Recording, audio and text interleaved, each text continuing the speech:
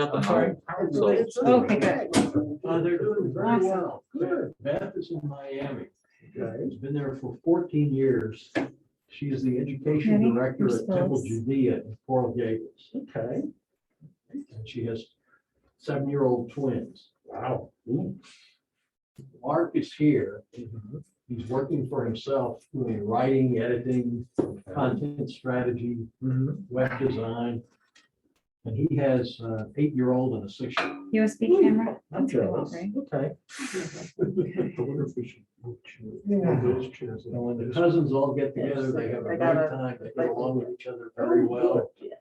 They see each other only a couple times a year, but they just pick up where they left off. Would you want to sit like up here?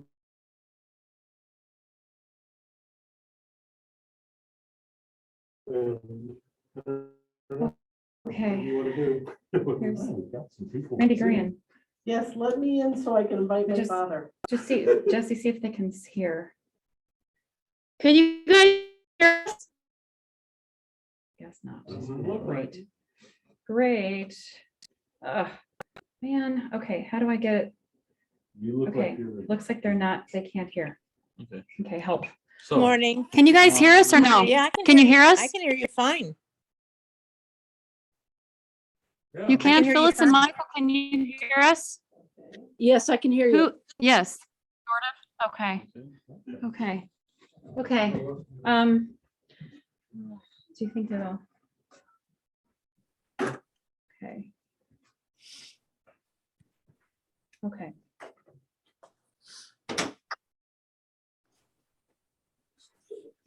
Hey, Dad, so I just sent you an invitation Okay. to the Zoom. So what I want you to do is go to your email, find the email from me with the invitation, and then you.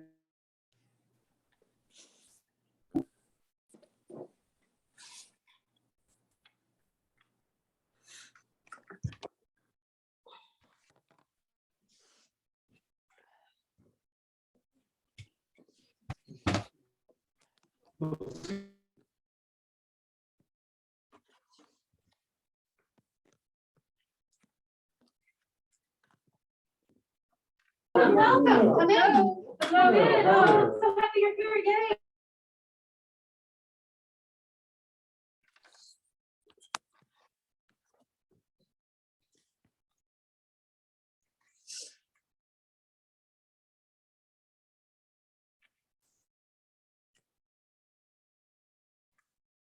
Sound is off.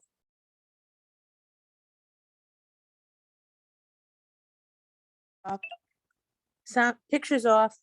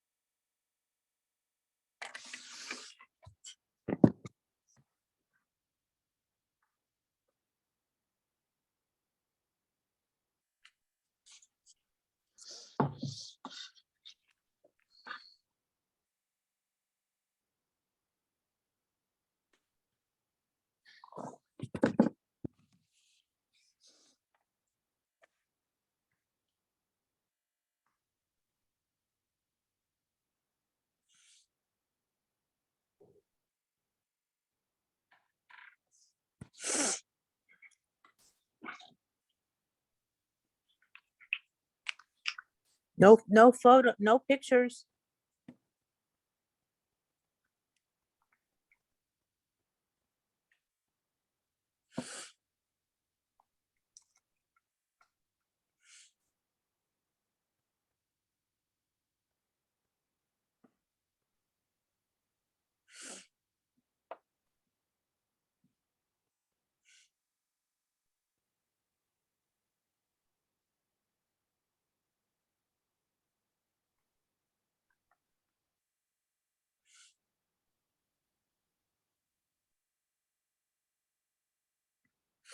Screen.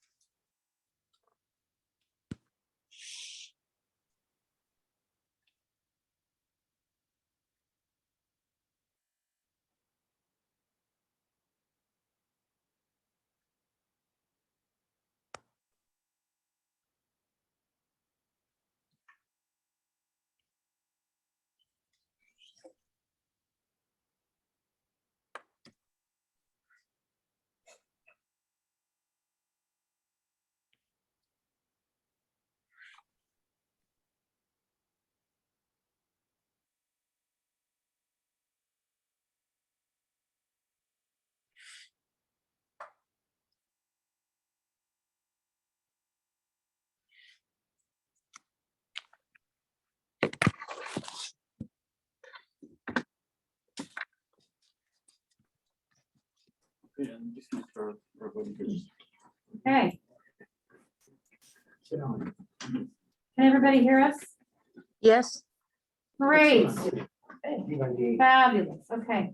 All right. So if at all possible, please turn your cameras on so we can see who else here. And mute yourselves as the normal thing unless you're going to say something. And then we will unmute you. Okay. Okay. Welcome, everybody.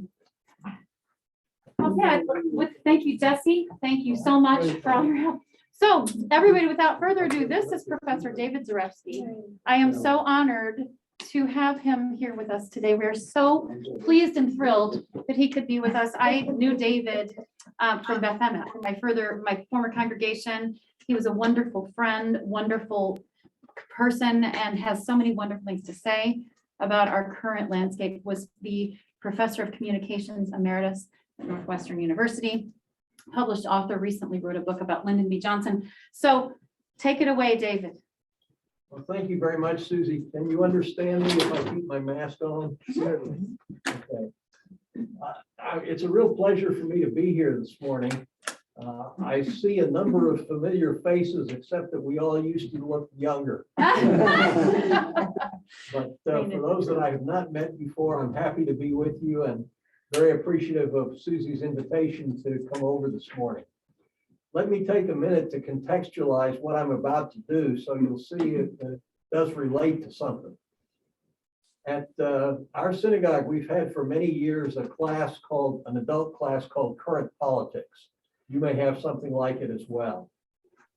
I have been teaching this class now for the past 7 years, and it meets about 4 times a year, and it's evolved into a combination of lecture and discussion where I spend about 45 minutes or so commenting on usually about 3 or 4 different issues, and then it's open for discussion for about the same amount of time. When the pandemic hit us a couple of years ago, like many places, we looked for opportunities to expand our remote programming. And so I suggested that we might add a class called Not So Current Politics, in which we would explore the roots of some of the issues that bedevil us today. And I've been doing that a couple times a year. So we talked about the origins of political polarization in the 1790s, about the presidential election of 1844 that I argued led to the Civil War, and so on and so forth. Well, about a year ago, I published a book on the speech that President Johnson gave in March of 1968, in which he announced he was not going to run for re-election. And the chair of our adult education committee twisted my arm and said, why don't you do one of the not so current politics on your book and talk about what's in it? And so I did. And I'm gathering that someone from here either came, because it was on Zoom, or heard about it. And the next thing I knew, Susie had called me up and said, would you come and do that same talk at Temple Jeremiah? So that's what I'm going to do this morning. I'm not here to sell books. I have nothing to do with the marketing of my book. If I interest anybody in buying it, you can order it on Amazon. or you can order it directly from the publisher, Texas A&M University Press. And the reason I selected that press is they have a very strong line in presidential rhetoric. So the book is called Lyndon Johnson, Vietnam and the Presidency, the Speech of March 31st, 1968. People usually ask me when they hear about it, how can you write a whole book on a single speech? Well, of course, it's a rich speech. You can't write a whole book on every speech, but this one has lots in it, most of which we've forgotten about. And in addition, I have to set the speech in context, and that requires talking about Vietnam, and that requires talking about the Cold War. And then at the end, I have to talk about how this is still relevant to us. And so you put all that together, and you've got a book-length project, particularly since the drafting of this speech is itself a very interesting story. As I'll mention a little bit later on, it went through 11 drafts, and there was a good deal of disagreement among the people who were working on writing the speech, and they were fighting out among themselves what they thought it ought to say. Well, I've never really done a book reading before, so I thought I'd start by sharing just a couple paragraphs from the preface that will set the stage. A minute after 9 o'clock in the evening on Sunday, March 31st, 1968, President Lyndon B. Johnson, seated at his desk in the Oval Office, began to read a much-awaited speech to the American people. Broadcast nationally on radio and television, the speech announced U.S. policy regarding Vietnam in the wake of the Tet Offensive 2 months earlier. That operation had been a military disaster for the communist forces, but a psychological blow to the United States, because it made clear that a traditional military victory was not imminent and might not be possible. It flew in the face of optimistic expectations that had been articulated the previous fall. Public opinion was sharply divided between those favoring further escalation in order to capitalize on the military success of Tet and bring the war to a speedier conclusion, and those favoring de-escalation because the war was no longer worth the cost, both human and financial. Just over 40 minutes into the speech, almost at the very end, Johnson stunned the nation with the announcement that he would not be a candidate for re-election. This statement did not go onto the teleprompter with the rest of the speech text, nor was it in the advance copy distributed to White House reporters. Only a few family members and close aides knew it was coming, and Johnson himself said that he did not definitely decide to make the announcement until he began to deliver the speech. Some anti-war protesters claimed credit for forcing the president from the race, but it appears likely that Johnson's exit was presumptively decided the previous fall, prompted largely by concerns for his health. Nevertheless, his decision to announce his intentions on March 31st was shrewd, and I'll talk about that later. If the speech is remembered today at all, it is remembered for the withdrawal announcement. In fact, it often is called the withdrawal speech, the renunciation speech, or incorrectly, the resignation speech. The Vietnam material is largely forgotten, yet the parts of the speech were interrelated. The withdrawal announcement gave the Vietnam statements added credibility and positioned them as being above politics. This was so despite the fact that the Vietnam messages themselves were ambiguous and multivocal, as befit the troubled and divided state of public opinion. They could be read as continuity or change, as celebration of success or acknowledgement of failure. The two key Vietnam announcements, a partial bombing halt over North Vietnam and a limited increase in the number of U.S. troops, were shaped in part by how they could be harmonized in the speech. With the passing of the Cold War, maybe back, a veil of ignorance has fallen over many of the details of American diplomacy and military action in Vietnam as far as the general public is concerned. And then I go on to say that it's therefore necessary to situate this particular moment and the particular speech in the context of these larger developments. So I start off by reviewing the relationship between the US and Vietnam since the end of the Second World War. And I won't go through all of that here, but simply to put Vietnam in the Cold War context. My argument is that the central problem for rhetoric, the central problem of the Cold War is the paradox of nuclear weapons. On the one hand, they are so powerful that it's impossible for them to be used except in an ultimate kind of conflict. But on the other hand, deterrence requires that a potential enemy be convinced that they might be used. So how do you convince somebody that you might use weapons that are too powerful for you to use? And the answer, I argue, is a kind of argument from proportionality. In lower level conflicts, you make responses appropriate to those that carry the message that if there were an ultimate conflict, you'd be willing to use the ultimate weapon. The consequence of that kind of thinking is every place in the world is important, not necessarily in its own right, but for what it conveys in a larger message about what you might be willing to do in a more intense conflict. The primary example of this, as I look around the room, I think many of us are old enough to remember in the 1960 presidential campaign, the issue of Quemoy and Matsu, these two islands that are about the size of a postage stamp off the coast of mainland China. And the issue was, would we be willing to defend Quemoy and Matsu, which were claimed by Taiwan, with nuclear weapons? Well, nobody thought we were going to defend Quemoy and Matsu with nuclear weapons, but the argument was really a larger kind of argument.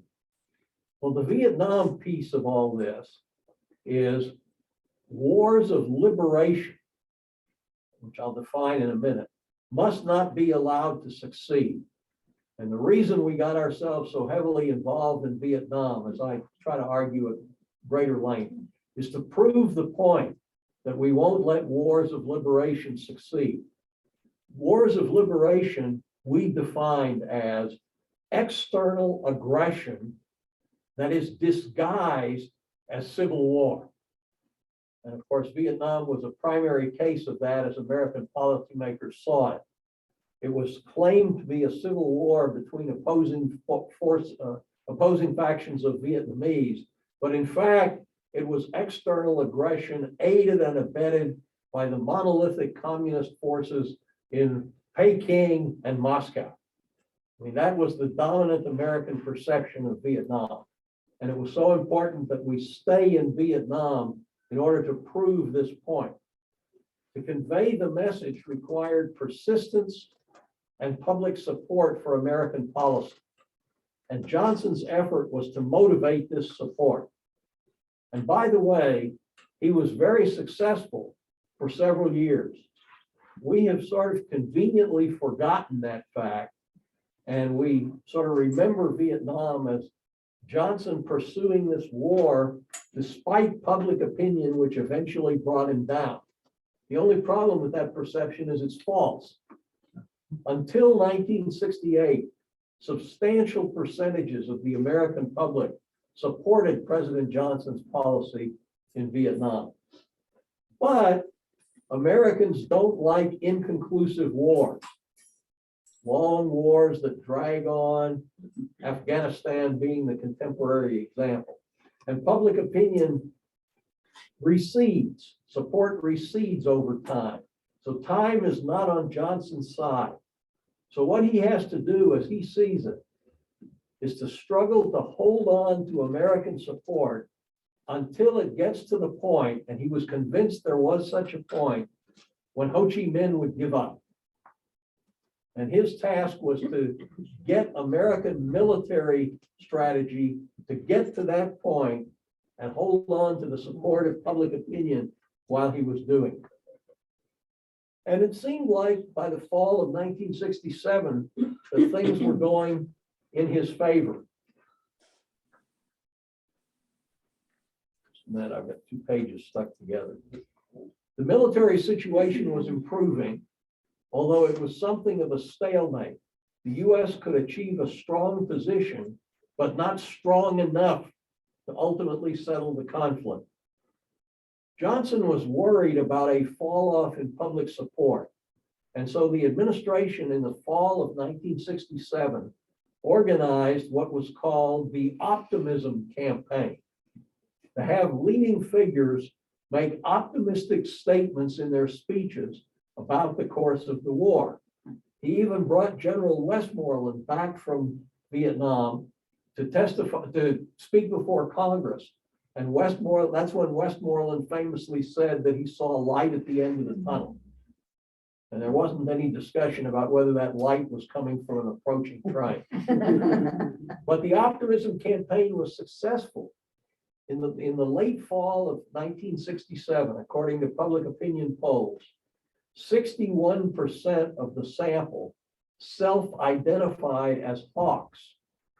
Only 23% self-identified as doves.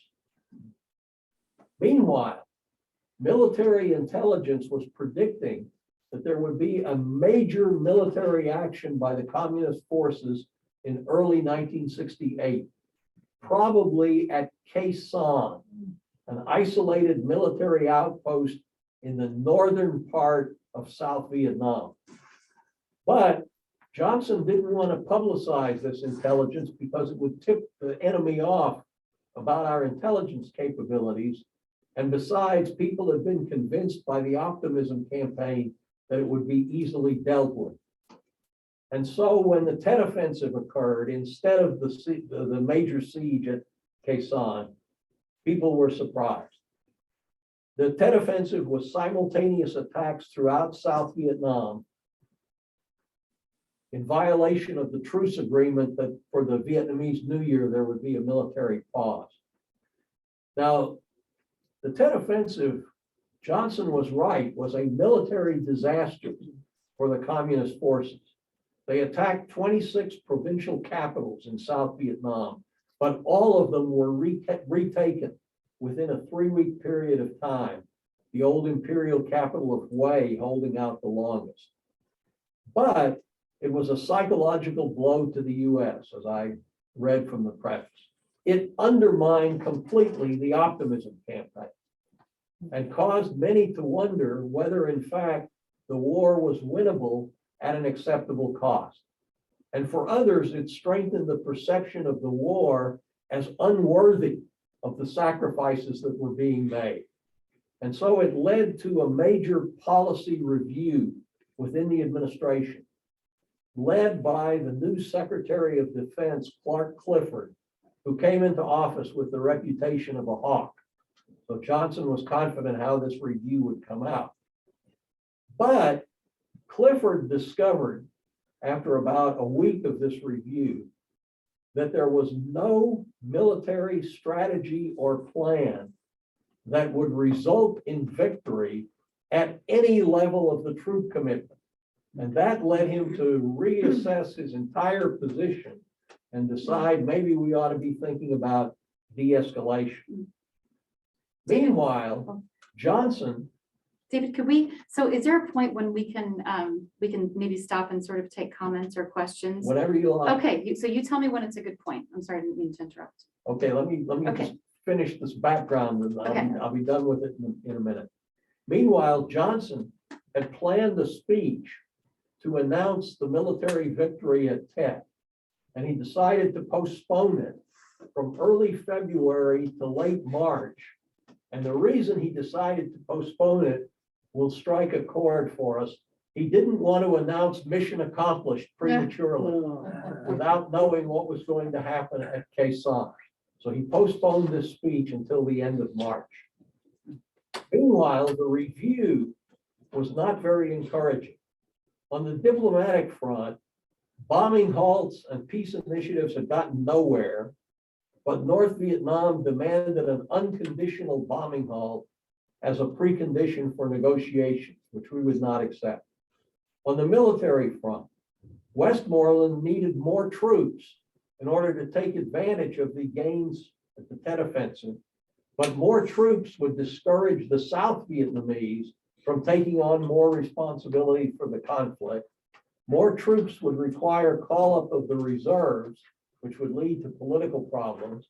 And the communists could match any escalation, which would just produce a stalemate at a higher level.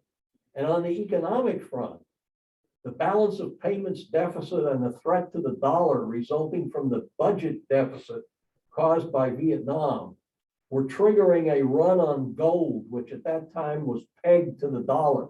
The dollar and the gold were fixed at a ratio of $35 to an ounce of gold. Negotiations were underway on the creation of an international reserve currency, but the success of those depended on the credibility of the dollar. Now, that's enough background. I've gone through probably about a third of the book. So let me stop at this point and invite comments and questions before I go further. Just one more Yes, question sir. about background. When 68 is when the assassinations occurred of Martin Luther King and Bobby Kennedy? Correct, When, but they the haven't speeches in- happened the yet. speeches in March, when are the assassinations The occurred? speech was March 31st. The assassination of Martin Luther King was April 4th, 4 days later. And the assassination of Robert Kennedy was June 4th. Yes, sir.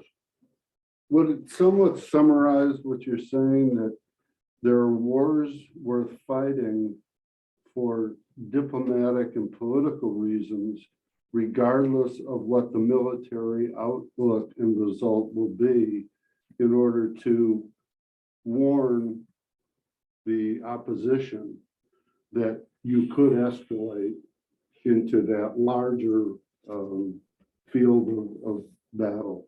Well, sort of.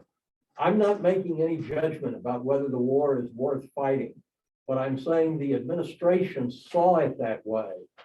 And as a result, Johnson, who foresaw all the problems he was going to run into in Vietnam, thought he had no choice but to prosecute the war for the reason that you mentioned. Yes, No, I'm just okay. moving my arm. Sorry. Anybody else? Yes, sir. Yeah, I have two questions and they'll provoke a lot of thought. The first one is, you have described this as the conventional thinking is a war of liberation. Or at least that's what the communists called it, Right. with aid for arts. The question is, if you go back in history into right after the Second World War, Indochina had been a French colony. As we know, the question of continuing the colonial era after the Second World War was up for grabs. The British were trying to retain it, but that's a different story. The story that I've heard, and I wish you'd confirm or not, is that Ho Chi Minh at that time went to Harry Truman and said, keep the French out. We want to be an independent country, do not wish to be a colony. And Truman declined. So the French went back. It became a colony, and of course, the history is they got booted out in 1955 at the Dien Bien Phu, at which time Eisenhower made the comment, I'm not interested in getting involved in wars, land wars in Asia. Went and played golf until Kennedy came along, and then we know what history followed. So the question is, can you review that segment of history? Is it valid? Is it not? Well, what you've said is partly right. I mean, the key piece of information is Franklin Roosevelt died without having made clear what his policy would be toward the former colonies of the European powers. On the one hand, he argued in the abstract for an anti-colonial policy. And on the other hand, he reassured our European allies that they'd be okay. It is true that Ho Chi Minh made that request to Truman, as you've related it. There's no record of Truman ever replying to it one way or the other, which counts as a rebuff. And certainly Ho Chi Minh took it as a rebuff. When the French lost at Dien Bien Phu in the spring of, I think it was 54, Eisenhower convened several of his military and diplomatic aides, pondering the question of whether the United States ought to intervene militarily. And when he made the statement that he wasn't interested in getting involved in a land war in Asia, that was in the context of going it alone, because he quickly discovered that none of our European allies would join with us in intervening in Vietnam in '54. Vice President Nixon nevertheless argued strongly in favor of unilateral American intervention, and his leading antagonist was Lyndon Johnson, then minority leader in the Senate. And Johnson's opposition was also based on the fact that we'd be doing it alone. Eisenhower nevertheless stepped up considerable military aid to the South Vietnamese and specifically supported the Diem government. So when Kennedy came into power, Kennedy represented not so much a change in our Vietnam policy as a continuity and a small escalation from what Eisenhower had done. Yeah, well, what I said is, it changes the complexion, war of aggression to war of nationalism. Ho Chi Minh is really not fighting the Americans, fighting the French. And fighting for Indochina's independence as opposed to, and so instead of finding help with America, he turns to where's the next place to get help, and it's Peking and Moscow. Well, that's how Ho Chi Minh saw it. That's not how most Americans saw it. Most Americans saw Ho Chi Minh as a puppet and did not take seriously his calls for nationalism. As a puppet of who? As a puppet of Moscow and Peking. We assumed that the communist nations were monolithic. The notion of the Sino-Soviet split had not entered American thinking yet. This is the part that's so hard for us to reconstruct, how united American public opinion was in that belief during the 50s and early 60s, because it's clearly been proved wrong by history, but it nevertheless was powerful and influential. Okay, shall I go on? Yes. All right, I'll stop again for comments in a while. Things got more serious during the middle of March, and the week of March 10th, all hell broke loose. On March the 10th, which was a Sunday, the New York Times and other newspapers leaked Westmoreland's request for more troops. And he didn't just say, I want more troops. He said, I need 206,000 more troops. Now that was about a 50% increase in the number of American troops in Vietnam. And this was after the military disaster for the communists, so-called, of the Tet Offensive. It was widely assumed that Johnson would meet this request because he had said publicly for many months that he would give Westmoreland whatever he needs.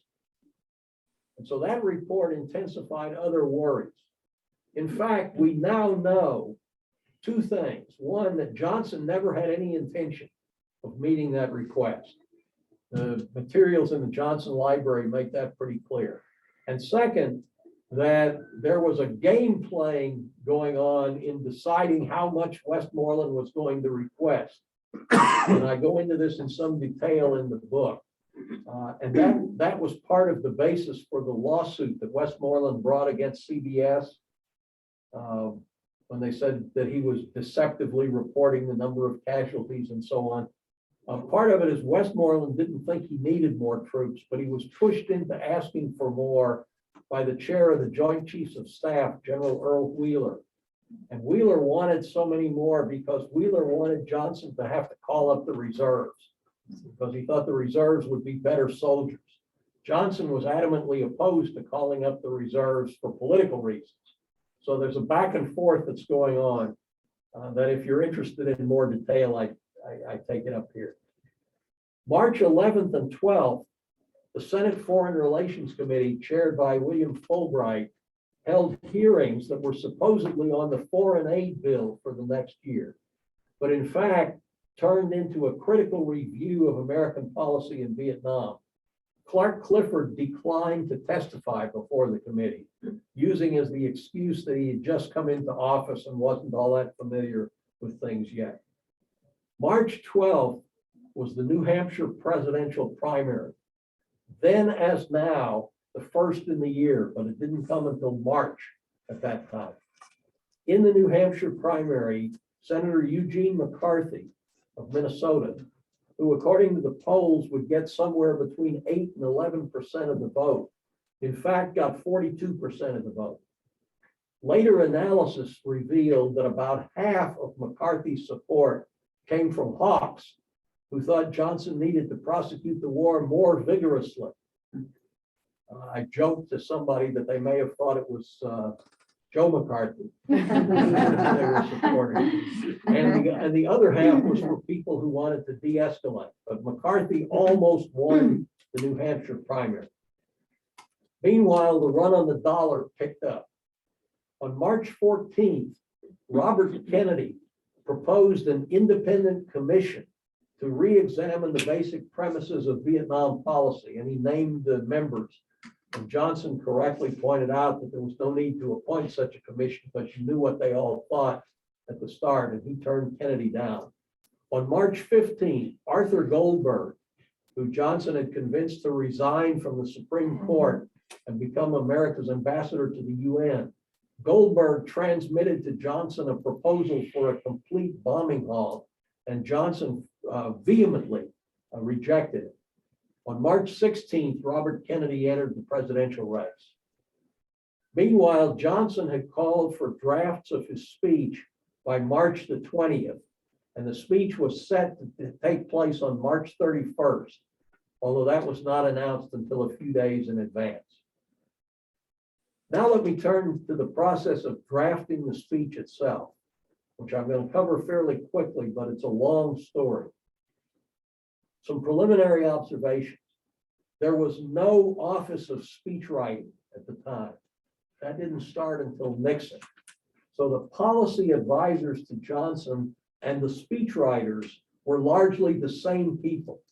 They weren't two separate groups. Disagreements occurred among the writers that were hashed out within the group. Johnson, meanwhile, we now know, was not consistent in the positions he was taking publicly and privately. Publicly, he was going around the country rallying support for military action. In one speech, he urged his audience to support measures to put the coonskin on the wall. And he once referred to the vigorous defense of the Alamo without mentioning that the defenders of the Alamo had perished in the attempt. But privately, he didn't know what he wanted to do. He just wanted something. So he would support proposals to de-escalate. He would seemingly support proposals to escalate. He just wanted something that would work. The principal writer for all of the speech drafts was Harry McPherson, who was a conservative Democrat who had been working for Johnson for about 20 years. The only exception was the conclusion to the speech, which is what most of us remember if we remember anything. The conclusion with the withdrawal announcement was written by Boris Busby, who was a Johnson crony for even longer than McPherson. There were 11 drafts in all, written between March 20th and March 30th. And they divide neatly into two groups. There are 6 drafts labeled 1 through 6 in the files. And then there are 5 drafts labeled alternate 1 through alternate 5 in the files. The process of drafting was to write a draft, circulate it among about 20 or 25 people, collect reactions, and then revise. Draft 6 was supposed to be submitted for Johnson's approval. But a big disagreement developed among the writers about whether draft 6 was the way to go. And they finally made the decision to give Johnson 2 options and let him pick from them. And so they sent him draft 6 and what was called alternate draft 1. Now, what were the differences among these drafts? Don't worry, I'm not going to go through all 11. The first 6 focused more on the challenges of prosecuting the war, and the last 5 focused more on the strong desire for peace. The first 6 opened with a celebration of military success. The last 5 opened with talking about moves toward negotiations. The first 6 focused on winning the war. The last 5 focused on ending the war. So you see clear differences, although they're subtle. I mean, if you look for any element in the first 6, you'd probably find it in the last 5, but you'd find it in a different place in the speech with a different degree of emphasis. Within each group, the differences from draft to draft are more subtle. And if you want to pursue them, I talk about them in the book. Now, the speech, as it was finally developed, announced 3 major decisions, which I'll cover briefly, and then we'll stop again for comments. Decision 1, the bombing halt. Now, remember, Johnson 2 weeks before had furiously rejected the idea of a bombing halt. In the speech, he repeated what was called the San Antonio formula, which was we would stop all the bombing if the North would stop the infiltration of the South. Quid pro quo. That was a non-starter for the North Vietnamese. He repeated that formula, but he now offered unilateral U.S. action as a possible alternative. So what he says in the speech essentially is that a bombing halt doesn't require a prior agreement with the communist forces. We could act and then see how they responded. And while there's no evidence that Johnson had any idea of this, this is an illustration of the conflict resolution theory called GRIT, graduated reduction in tensions. So we take a unilateral action. If they respond appropriately in unilateral fashion, then we can take another action and so on, and we can eventually reduce the tensions. The principal advocate of doing this, surprisingly, and this was the biggest surprise I discovered in my research, was Dean Rusk, the Secretary of State, who was widely regarded as one of the most hawkish hawks in the administration. And there's some speculation that Rusk's motives were cynical. That is, he was convinced the North Vietnamese would turn down the offer, and that then Johnson would be justified in escalating the war. But there's no evidence that I could find that Rusk was not sincere. And I think a likelier influence on his argument was the advocacy of his teenage son, who was vigorously opposed to the war and made no secret of it in the Rusk household. But anyway, the bombing halt, however, was not completed. It didn't cover everywhere in North Vietnam. It excluded the area south of the 20th parallel, between the 20th parallel and the DMZ, which was the 17th parallel. There, bombing would continue. But that's not what Johnson said in the speech. He didn't mention the 20th parallel. He said, we'll end all the bombing of North Vietnam except in the area just north of the DMZ, where ending the bombing halt would directly threaten our troops. Now the question is, was this a big change? Well, Johnson relaxed the San Antonio formula while claiming that he just repeated it. He repackaged an action he was likely to take anyway. They had almost run out of bombing targets, and the rainy season was coming up. It put the ball in the North Vietnamese court rather than international negotiation. And there was widespread skepticism that it would work. Decision 2, the troop commitment. Remember the expectation set by Westmoreland's request. Johnson never intended to meet it. Instead, he announces not 206,000 troops, not 100,000 troops, but 13,500, which he characterizes as support troops to support the work of combat troops that have already been sent previously. Now, in the context of recent wars, like Iraq and Afghanistan, which have been high-tech, low manpower wars, 13,500 seems like a big escalation. But in the context of 68, with 206,000 requested over here, it seems like a very small move at all. In fact, it could be characterized as a step toward de-escalation, because these are just support troops to support combat troops that are already there. That's how you could reconcile the bombing halt and the increase in troops. How could you reconcile it with Westmoreland's request? Well, here was Johnson's position. He said, the fighting capacity of the South Vietnamese has gotten much better.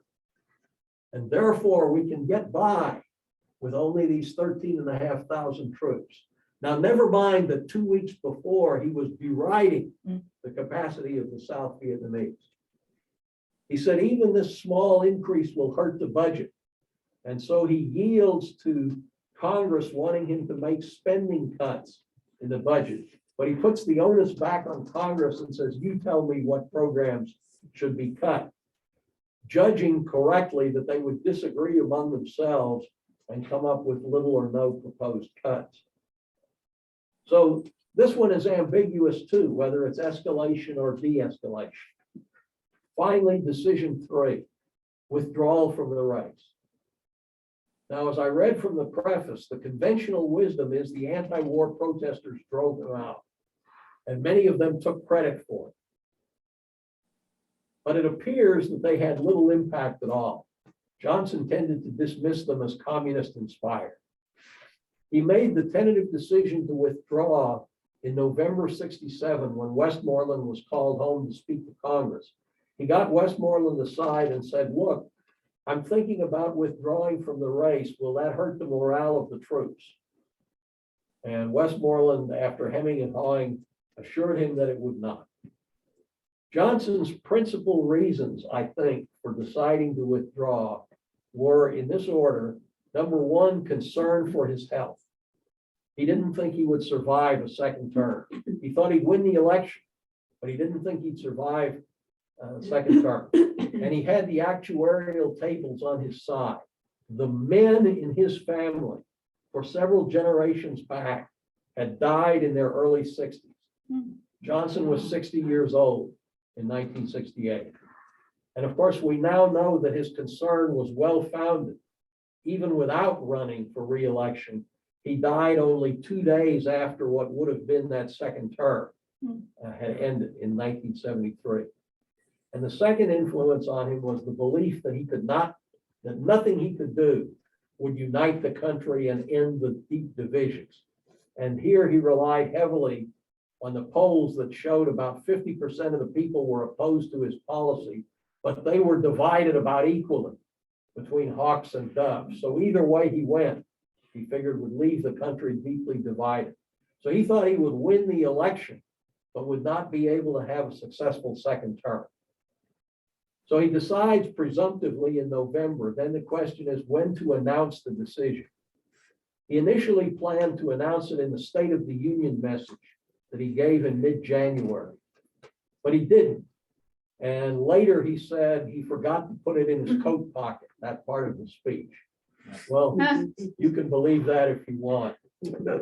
I think it's more likely that it was a decision that was politically inspired. He was still proposing major new legislation from Congress. He had less control over Congress than he had had before. And if he had coupled this new set of proposals with, oh, by the way, I'm not going to run, it's a reasonable conclusion Congress would not have taken the new set of proposals all that seriously. Meanwhile, he wanted to preserve his complete freedom of action. So he proceeded with organizing his campaign staff as if everything was going to go according to public expectation. Boris Busby had written a withdrawal statement for the State of the Union message.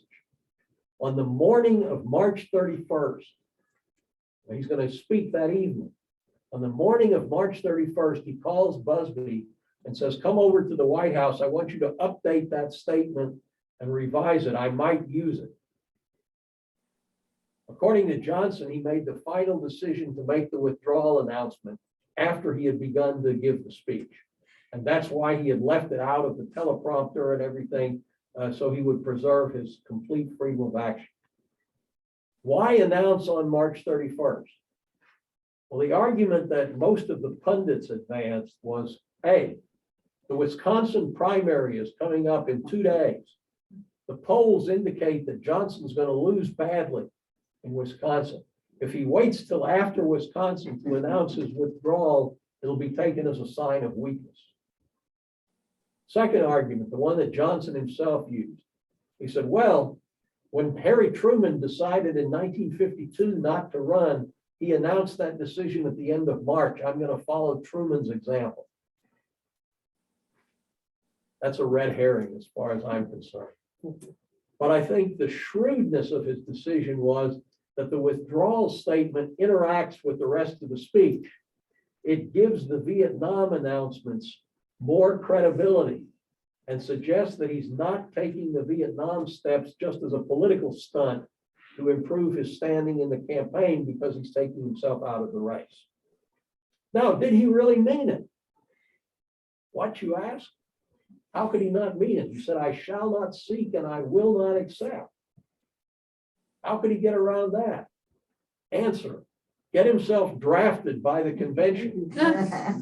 So he won't need to seek it and he won't be given a chance to accept it.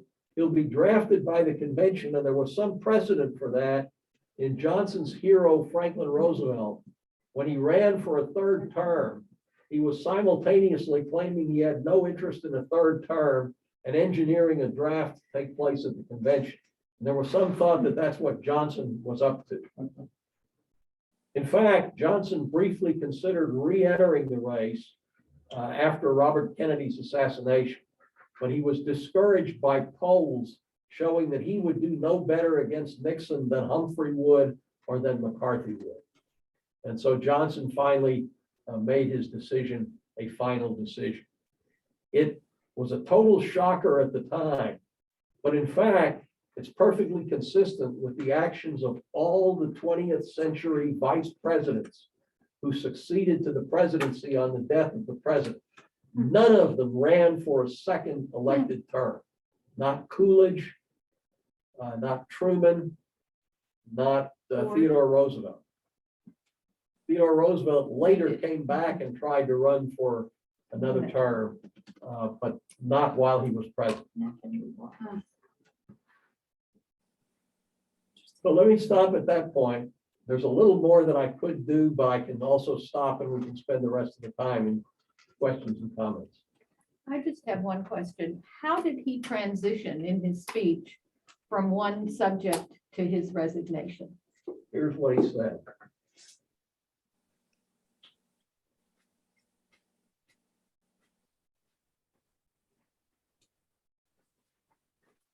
After he goes through all of the Vietnam material, he's on the 99th paragraph. Oh. And he says, finally, my fellow Americans, let me say this. Of those to whom much is given, much is asked. And he says, what's asked of us is that we be united. Okay. Then in paragraph 108, and in these times, as in times before, it is true that a house divided against itself by the spirit of faction, of party, of region, of religion, of race, is a house that cannot stand. There is division in the American house now. There is divisiveness among us all tonight, and so on. Then paragraph 111, 52 months and 10 days ago. And by the way, in drafting the speech, they made a mistake on how long he had been in office and corrected it just shortly before it was given. 52 months and 10 days ago, in a moment of tragedy and trauma, the duties of this office fell upon me. And he talks about keeping our commitments. And then he gets down to paragraph 115. What we won when all our people united just must not now be lost in suspicion and distrust and selfishness and politics among any of our people. And believing this as I do, I have concluded that I should not permit the presidency to become involved in the partisan divisions that are developing in this political year. With America's sons in the fields far away, with America's future under challenge right here at home, with our hopes and the world's hope for peace and the balance every day, I do not believe that I should devote an hour or a day of my time to any personal partisan causes or to any duties other than the awesome duties of this office, the presidency of your country. Accordingly, this is paragraph 118. I shall not seek and I will not accept the nomination of my party for another term as your president. There's 2 more paragraphs and then it's good night and God bless all of you. And none of that was on the teleprompter. Correct, Wow. correct. I have Wow. handled the teleprompter script. It's not there. Oh, my gosh.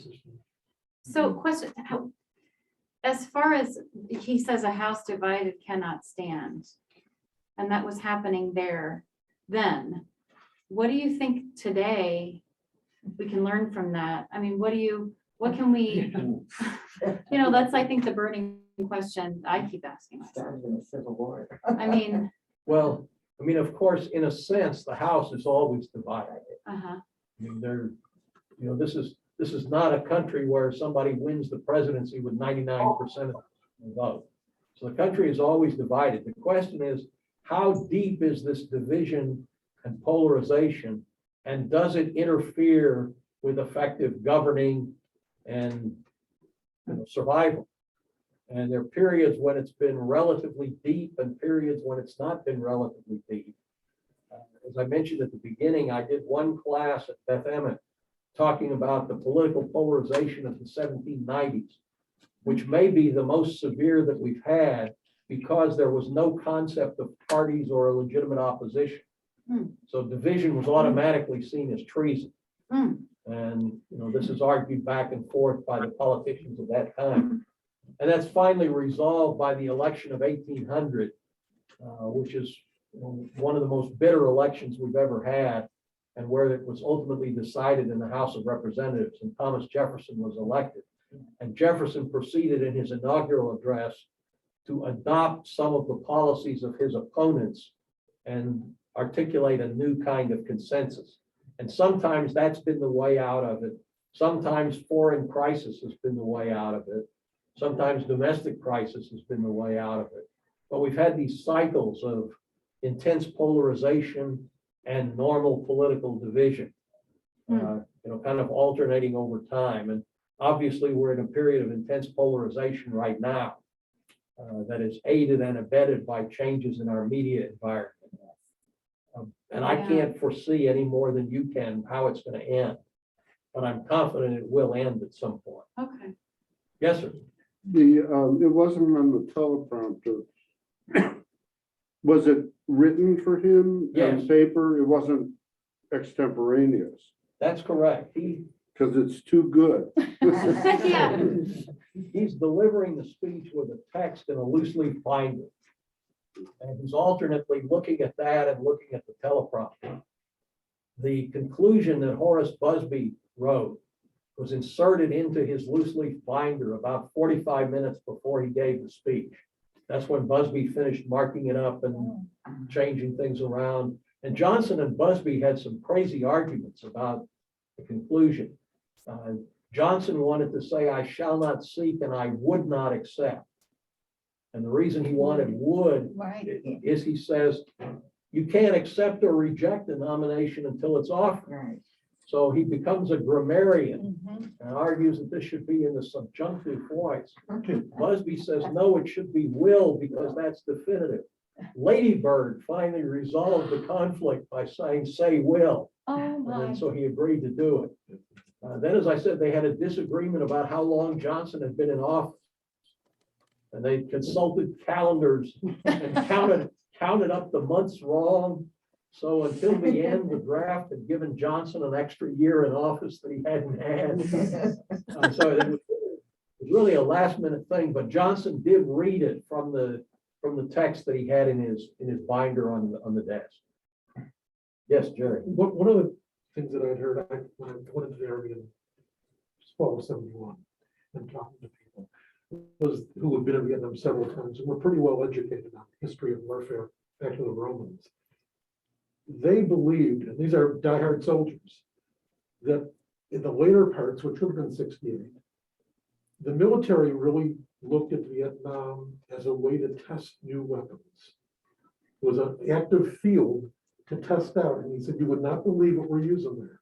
And I'm wondering if that plays into, if that's true, and second of all, does that play into what we talked about at the beginning as far as not using an atomic bomb, but sort of flexing our muscle and showing others what we could do? Well, to the latter Agent part, Orange. it definitely fits into that. Whether this was the mindset by 68, I'm less clear. There was a turn in the war when Nixon came in office to a somewhat more cynical prosecution of the war in the face of more intensified public opposition. So the time when public opinion dramatically turned against the war was after Nixon had been in office about a year and a half. And that's when it, I think, would be more likely that that trend would be seen. Yes. You talked a lot about bombing. Could you just review the history? What there were limitations and when it started, and the announcement of bombing North Vietnam was a major step forward. And my memory tells me Nixon made some other very critical announcement about bombing. You just review the whole sequence of the topic, from beginning to end, and kind of what targets were admitted and excluded. No, I can't review the whole sequence. It's too long. Here, I would say, the first bombing of North Vietnam was a reprisal action for what we thought had happened in the Gulf of Tonkin in August of 1964. That was a one-off, one-shot response. The sustained bombing of North Vietnam began in February of 65 after an attack on an army base at Pleiku in South Vietnam. In retaliation, we began sustained bombing of North Vietnam. It was called Operation Rolling Thunder. And it continued all through the Johnson administration and was intensified during the Nixon administration. There were various pauses in the bombing in order to test rumors that there would be an opportunity for diplomatic negotiations if the bombing stopped. Those were pretty much unfruitful, and largely in retrospect, they were unfruitful because each side established impossible preconditions for negotiations to start. The bombing was limited. There were certain areas in Hanoi and Haiphong that were not bombed because of the amount of civilian casualties that would be produced. Those limitations were reviewed, eased, strengthened, eased over time. In the speech that I'm talking about, Johnson announces what is a halt in the bombing over about 90% of the area of North Vietnam, but it exempts the area south of the 20th parallel. In October of 68, Johnson announced a complete bombing halt of North Vietnam. Nixon did not explicitly reverse that, but there were increases in the bombing under Nixon, as well as bombing of Laos and Cambodia without any public announcement. That's about as far as I can go in answering your question. David, I'm gonna have to step out and go to share joy to the choir. But if there's any other questions, Anne's gonna take over. Dr. Lindsay is gonna take over from me, but thank you so much. My Thank pleasure. you. Thank you. Anybody else who needs to leave, feel free. Randy. I would like to ask you if you could just briefly comment on the role of the French and whatever influence that had upon Johnson in terms of our escalation. Well, the French had learned their lesson at Dien Bien Phu. They wanted nothing more to do with it. And in fact, when Johnson was seeking allies to support our escalation, the French were generally opposed. But of course, we being Americans thought we could succeed when the French had failed. I'm wondering if you could talk a little bit about the withdrawal from Vietnam and the withdrawal from Afghanistan and how kind of they compared, especially in terms of public reaction. That's a tough question. When we think of the withdrawal from Vietnam, we think of the Vietnamese scrambling to get on the helicopter at the top, at the roof of the embassy. And that's seen as comparable to the scenes in Afghanistan at the Kabul airport. So, I mean, photographically, they seem like they're analogous events. In fact, at the time of the final withdrawal from Vietnam, public opinion was overwhelmingly in favor of withdrawal, but there was still a very vocal element that was opposed and thought we needed at least to give more military aid to the South Vietnamese. President Ford proposed to Congress in the fall of '74 that it approved such aid. The Congress refused. So the Congress pretty much decided that they had it as far as Vietnam was concerned. In the case of Afghanistan, of course, we were there even longer. And war had twists and turns back and forth. The decision to withdraw from Afghanistan when President Biden announced it was a politically popular decision. The country had said enough. And the fact that both parties were pretty much in favor of withdrawal, Trump had made very clear that it was a forever war that we did not need to fight. Made it less controversial. The controversy came when President Biden said there are not going to be people climbing off the helicopter, climbing off the roof to get to the helicopter. And in fact, it was a chaotic and disorderly withdrawal, primarily because the U.S. overestimated the ability of the Afghan government to hold out against the Taliban for a longer period of time, during which the withdrawal could have been done in a more orderly fashion. Yes. Go ahead, I'll get to you in just a minute. Did the college campuses and the public demonstrations affect Johnson in his positions and in his speech? That's a hard question. In a way, it's almost impossible to argue that they had no effect. And yet there's very little evidence that Johnson was moved by them at all. He concluded that the college students had been inspired by the communists. And they just didn't know, and they just didn't know any better because they weren't alive during the Second World War and the run up to that. So he pretty much systematically discounted their opposition. Now, a larger reason that Johnson did that is he was more afraid all along of opposition from the right. He was afraid that he was going to be pilloried for not doing enough in Vietnam, for not pursuing the war vigorously enough.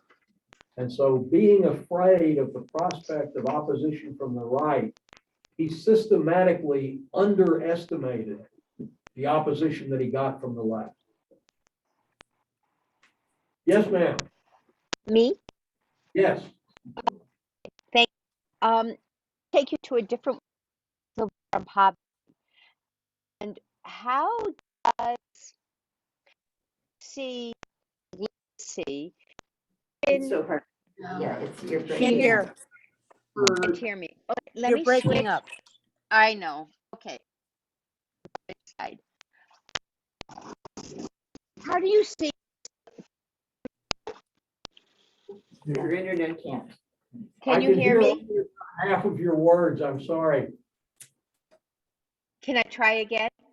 Try again, Elon. Okay. So No, policies- it's not coming through. All right. Type your question into the comments and we'll read it.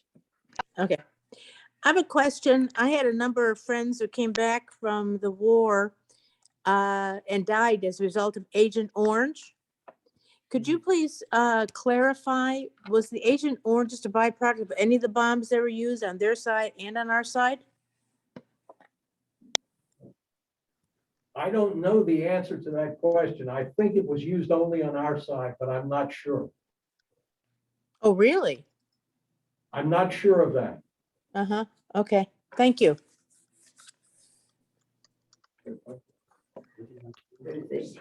Any other, Questions from the video, from the remote? here, oh, Jerry, you gonna check the I'm gonna comments? see, Okay, yes, ma'am. I have a question about the rhetoric and the media. To what extent today does the media affect, does the consideration of the media's perception of what is being spoken affect the content of the speeches that our presidents make? Yes. And to what Now, extent? that was true then too. Oh, it was. But in a different way. For example, Johnson was very interested in getting Walter Lippmann to come out in support of his conduct of the war as far back as 65. And so he gave a speech at Johns Hopkins University. This was the speech in which he pledged $1 billion to reconstruct North Vietnam if they'd stop their aggression. And this was disparaged as the Delta. Well, the reason that Johnson did all that in that speech was he thought it would get the support of Walter Lippmann. And Walter Lippmann didn't buy it. And then Johnson, had enough of Walter Lippmann. The process of calculating fact was more drawn out then because we didn't have the instantaneous Yeah. media comment that we have today. But the answer to your question is yes. Okay, so the extent is that it has it, obviously. Is there any way today that the speechwriters can prepare speeches so that they don't get muddled by either side? I mean, No. can they insert, they're gonna, no matter what you do? They do their best and they do what they can, but they can't control the can't, media yeah. reaction. I have her question. Okay, So it is, Elon's question is, Johnson had fought 2 wars, the war on poverty and Vietnam.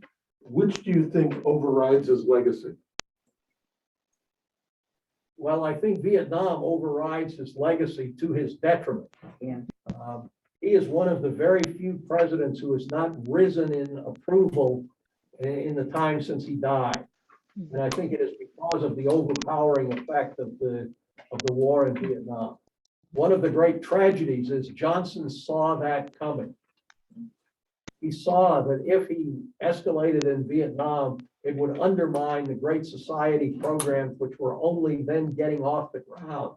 And he nevertheless concluded he had no alternative. He said if he didn't do it, he'd be impeached. Thank you. Yes, sir. Yeah, 2 comments. One thing, Doris Goodwin validates your point, emphasizing how great his Great Society moves really were in contrast to the Vietnam experience. But the question I had is, one of the names that hasn't appeared here is Robert McNamara. Yes. He was Secretary of Defense right from 60 all the way up till you say Clifford came and said, what was the influence of Robert McNamara in the overall strategy and particularly on Lyndon Johnson? Originally, it was very high. McNamara had a crisis of conscience. He decided that he had been wrong, that the military advice that Johnson had gotten had been wrong, that Johnson was going in the wrong direction. And by the fall of 1967, McNamara gently tried with memos and so on to get Johnson to rethink his position. And what happened instead was Johnson said McNamara's gone soft and paid less attention to McNamara and was probably involved in engineering McNamara's leaving the Defense Department and going to the World Bank, which is the circumstance that brought in Clark Clifford, which led Johnson to say, now I've got somebody I have confidence in because he's not going to question the war, because Clifford had a prior reputation as a very strong hawk until Clifford started that review and discovered there was no plan that could win the war at any level of commitment. And that's when Clifford turned around. But pursuing the change in McNamara's position is a study that really has yet to be done in any great detail, looking at the texts of his memos. Johnson would circulate some of those memos to his other advisors without telling them that they were McNamara's, and would get overwhelming disagreement with them. And that would justify Johnson in sidelining McNamara. I just want to make sure, is there anything else? Nothing else, no. Nothing here. Let's let, I'd like to suggest is in 10:30 to continue, right? If anyone needs to leave but to continue this wonderful, I want to make sure before I leave that on behalf of Temple Jeremiah, we want to thank you. Yeah. Wonderful. Oh, but it's fascinating. And I wish I were a little even older than I am to really have kind of stepped back and know this history. you don't. I do. Well, I didn't say this at the beginning, but whether this fits under current politics or not so current politics depends on your age. Exactly. Okay, so When I was in school, we took a course in history of Vietnam and all of this. This was 1965 in college, and it was considered political science. Yeah, it wasn't in the history department. Did the military leadership, I don't know how it works actually, would be that the Joint Chiefs or those carrying out the actions, did they come around to recognizing that this was an unwinnable war militarily? Some probably did, but the military leadership was non-political. So, I mean, if you look for expressions of their views, there are very few of them. They followed the direction of the civilian leadership. But they didn't advise the civilian leadership of the drawbacks of fighting a guerrilla war with those. Not particularly, Mhm. not particularly. I mean, the military is not likely to acknowledge that there are things they can't do. right. You know, they're more inclined to argue we can implement this strategy if we have more resources. Yeah. It's their job. Yeah. We, And I mean, frankly, I wouldn't want the military Right. to be in a more political role. Just as a comment, we have a nephew who's a full colonel. He's at NATO right now, and in watching him progress, we found that this is a very, very smart army, military, requiring master's degrees, doctorates to rise higher in rank and so forth. And so it seems like it would be a more thinking military than maybe in the past. Well, that's probably true. I mean, that's all in part, at least, the influence of going to the volunteer army, which, remember, did not exist in the Right, 60s. that's We're true. talking primarily about draftees. Interesting point. Thank you. I hope Thank this you so will- much. Wonderful. Only the first of many that you will be able to. Yeah, come back. we're not Oh, kidding. thank you Yeah. so much.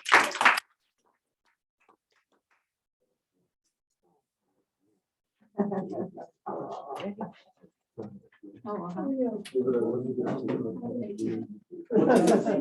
Oh, I'm sure I've taken every class it's ever given Yeah. that I've been around at Northwestern. She's the best. Yeah.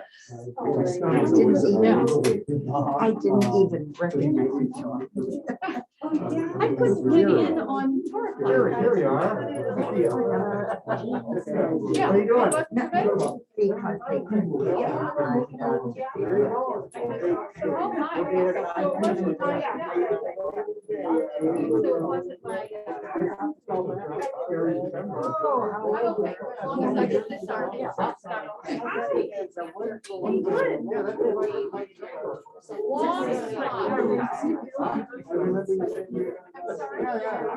sorry.